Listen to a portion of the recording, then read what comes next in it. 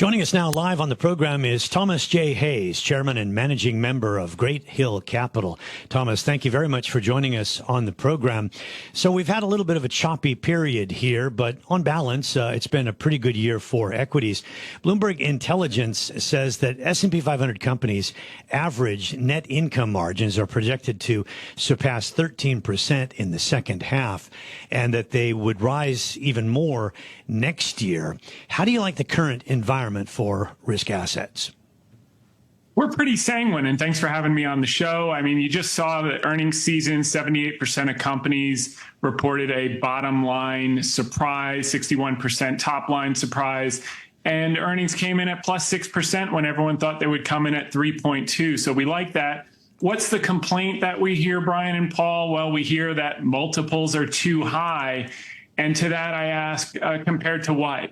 Because if you look from 2000 to 2024, you basically had 6.38% compounded annual growth rate. And the last 10 years, you had a 17.6 times multiple, average PE multiple. Well, now for 2024, we're looking at 11.4% earnings growth, and next year, 14.2% earnings growth. So more than double the last 24-year average, and the multiple's just a tick above. So if you look at PEG ratios, we could potentially have a little more multiple expansion.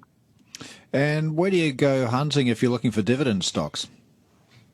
Well, you know, I think that's going to be the big surprise of the back half of the year, Brian and Paul, in that managers are 51% underweight. And if short rates have peaked, which we believe that's the case, and we're going to see a dot plot in a few weeks, we think the pendulum has swung too much from expecting 7 cuts at the beginning of the year to really not expecting much. And we think the truth is somewhere in between. I do think we'll wind up with 1 or 2 cuts before the end of the year, which means short rates have peaked, which also means there's going to be a demand for higher dividend yield.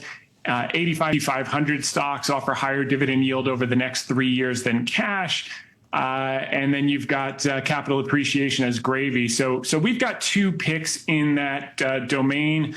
We like Crown Castle International. This one's down almost 50% off of its 2021 highs. They've got 40,000 cell towers around the country and a brand new CEO, Stephen Moskowitz, as a catalyst. I'm curious about your thoughts on, second and third derivative plays on the big chip makers. I mean, NVIDIA gets most of the credit, but others like Broadcom and AMD have done okay, although I have to say AMD has corrected quite a bit in the past couple of months. But what sort of dividend plays do you like? Well, I'll tell you, if you want a derivative play on chips, which is a derivative play on AI, here's one that you're not going to hear from any of your other guests. How about a natural gas stock called Comstock Resources that Jerry Jones owns about 65% of the company?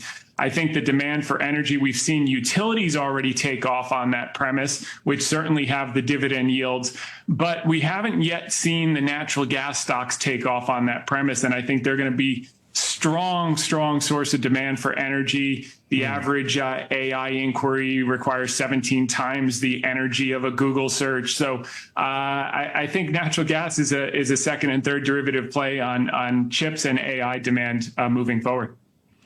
In this conversation, I'm just getting the sense that Fed policy is taking a little bit of a backseat in your decision-making process. Have you become accustomed to the notion of higher for longer, or perhaps even higher indefinitely? Well, we're kind of more in the dovish camp. We're expecting 1 to 2. I think at this point, a lot of managers have given up on any cuts. We also look at, if you look back to 1928, the fourth year of a presidential cycle, on average, June through August happens to be the strongest 3 months of the year, with average returns of 7.3% over those 3-month period. Since 1928, and a positivity ratio of 75% of the time it's positive. So I think there are a lot of tailwinds. I think the multiple is reasonable relative to earnings growth. Estimates continue to climb the wall of worry. Even GDP now, we saw weaker Q1 GDP this morning, but GDP now for Q2 from the Atlanta Fed is at around 3.5%. So there are a lot of positive and disinflationary trends you're seeing with a lot of the restaurants and some of the stores. et cetera, that we remain constructive for sure.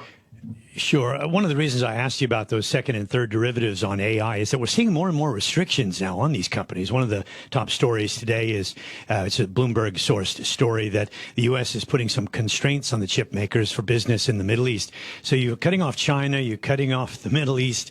Do you worry about that at all, that geopolitics comes in?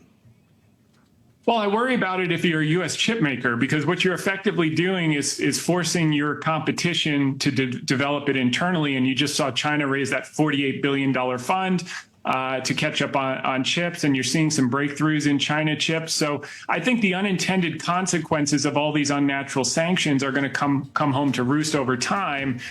In the short term, it looks like a winning strategy, but in the long term, I'd be a little cautious. We do know the chip business is historically cyclical. Absolutely. Thomas, thanks so much for joining us. Thomas Hayes, Chairman and Managing Member, Great Hill Capital.